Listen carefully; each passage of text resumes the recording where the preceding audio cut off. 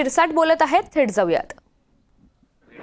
आदित्य ठाकरे उठ त्या ठिकाणी मुख्यमंत्र्यांना भेटायला जातात वेगवेगळ्या कारणानिमित्त.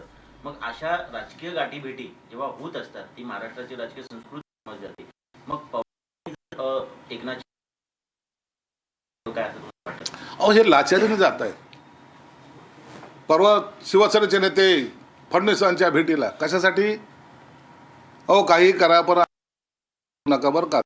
ते शिवसेना प्रमुख स्मारकाचं जे काही ट्रस्टचं जे अध्यक्षपद आहे ते आमच्याकडून काढू नका, हे विनवण्या करायला चाललेत. ही आता लाचाराची फौज तयार झालेली. ती शरद पवारांकडे जाते लाचारीसाठी. पवार साहेब आता तरी सोडू नका ना, काँग्रेस आमच्या बरोबर नाही. हे विनवण्या करणारे हे भटकते आणि प्रत्येकाला विनंती करते, आमचं थोडं का होईना अस्तित्व राहू द्या. एकनाथ शिंदे साहेबांनी कार्यक्रम ठेवलेला आहे, महाराष्ट्र केलेला आहे. 24/7 काम करत होते आणि त्याची दखल पूर्ण महाराष्ट्राने घेतलेली. म्हणून जे महायुतीचं सरकार आलं त्यामध्ये सिंहाचा वाटा एकनाथ शिंदे साहेबाचा आहे हे प्रत्येकजण मान्य करतो. संजय राऊतांनी टीका तर केलेलीच आहे या सरकारवरती, पण उद्धव ठाकरे देखील या पवारांनी जो सत्कार केला त्याच्यावरती नाराज आहेत अशी देखील माहिती. नाराज आहे तर बोललं पाहिजे ना. उद्धव ठाकरे का बोलत नाही? मला असं कधी कधी शंका वाटते, संजय राऊतकडे त्यांचं काहीतरी गुपित आहे. नसता संजय राऊत अशा पद्धतीचं स्टेटमेंट जर शिवसेना प्रमुख हयात असताना जर केले असते ना, आतापर्यंत कुठं लात मारली असती आणि कुठं फेकलं असतं हे अख्ख्या महाराष्ट्राला माहिती आहे. उद्धव साहेबाला सुद्धा माहिती आहे. बाळासाहेबांनी आवडलं असतं. बाळासाहेब हे असे व्यक्तिमत्व ज्यांनी प्रतिभाताई पवारांना सुद्धा माझी मराठी महिला पाठिंबा देणारे बाळासाहेब ठाकरे हे आणखीन यांना राजकारणाचा गंध नाही. हे दलाली करून कसं तरी त्या सामनावर आणि त्यामुळं त्यांना राजकारणामध्ये कसं वागावं. तर लाचाऱ्यांची फौज तयार झालेली आहे असं म्हणत संजय शिरसाट यांनी ठाकरे गटावर निशाणा साधलेला आहे. संजय राऊत राजकारणातील शकुनी आहेत असं विधानही त्यांनी केलंय. तर ठाकरे गटाच्या अंताची सुरुवात झाली आहे असं म्हणत त्यांनी ठाकरे गटावर हा टोला लगावलेला आहे. शिवसेनेमध्ये संजय राऊत यांच्यामुळेच फूट झाली असा दावाही संजय शिरसाट यांनी केलाय. एकनाथ शिंदेच्या बाबतीत त्याच्यावर सुद्धा मातोश्रीमध्ये प्रचंड नाराजी आहे असं सांगितलं जाते. स्वतः रश्मी ठाकरे यांनी फोन करून आपली नाराजी व्यक्त केली.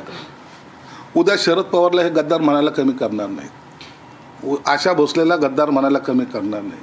यांच्या विरोधात जर कोणी काही कार्यक्रम केला तर प्रत्येकाला गद्दार हा शब्द चिटकवण्याची त्यांच्याकडे स्पर्धा लागलेली आहे. चांगल्या माणसाने चांगलं काम करणं त्यांना आवडत नाही. आशा भोसलेंसारख्या ज्येष्ठ गायिका जेव्हा एखाद्या कार्यकर्त्याचं एवढं पोट भरून कौतुक करतात त्यावेळेला आपला शिवसैनिक कोणत्या स्तराला गेलेला आहे याचा अभिमान वाटण्यापेक्षा त्यांच्यावरही टीका करतात. म्हणून यांना आता जे त्यांच्यापासून दूर जातील त्यांच्या नजरेमध्ये ते सर्व गद्दार आहेत.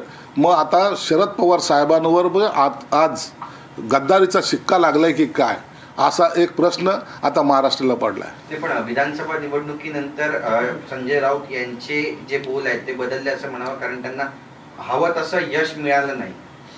संजय राऊत कोण आहे? काय त्याचं अस्तित्व आहे? त्यांनी कधी कॉर्पोरेशन लढलेली आहे का? त्यांनी कधी विधानसभा लढली का? त्यांनी कधी लोकसभा लढली का? त्याला काय माहिती आहे? भाषण करणं वेगळं आणि तळागाळामध्ये काम करणं वेगळं.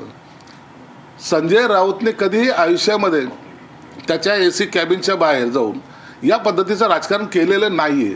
फक्त बोलायचं कसं आहे हा पोपट पंची करायला जो करतो ना हे महाराष्ट्राला आता आवडत नाही. आणि त्याच्याचमुळे हजारो आजही पदाधिकारी पक्ष सोडून जात आहेत.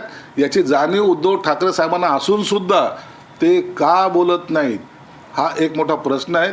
त्यांचं असं कोणतं गुपित त्यांच्याकडे आहे हे सुद्धा शोधलं पाहिजे. पण राजकीय व्हॅलेंटाईन कोण कोणासोबत साजरा करतोय? कारण आपण पाहिलं की ठाकरे फडणवीस यांच्या भेटीला जात आहेत, शरद पवारांनी एकनाथ शिंदे यांचा सत्कार केलेला आहे, राज ठाकरेंची मुख्यमंत्र्यांसोबत भेट झाली. त्यामुळे भविष्यामध्ये पॉलिटिकल व्हॅलेंटाईन डे कसा साजरा होतो? अहो व्हॅलेंटाईन डे साजरा करायला प्रेमाची माणसं असावं लागतात. संजय राऊत सारख्या कुत्र्याचा मुक्का कधी घेताना तुम्ही पाहिलं का कुणाला व्हॅलेंटाईन डेला? अहो व्हॅलेंटाईन डे हा प्रेमाच्या लोकांना जवळ येतं. कुत्र्यांबरोबर मुका कोणी घेत नाहीत. म्हणून व्हॅलेंटाईन डे आमचा सर्वांबरोबर होऊ शकतो, परंतु यांच्याबरोबर होणार नाही एवढं मात्र निश्चित. हिंदी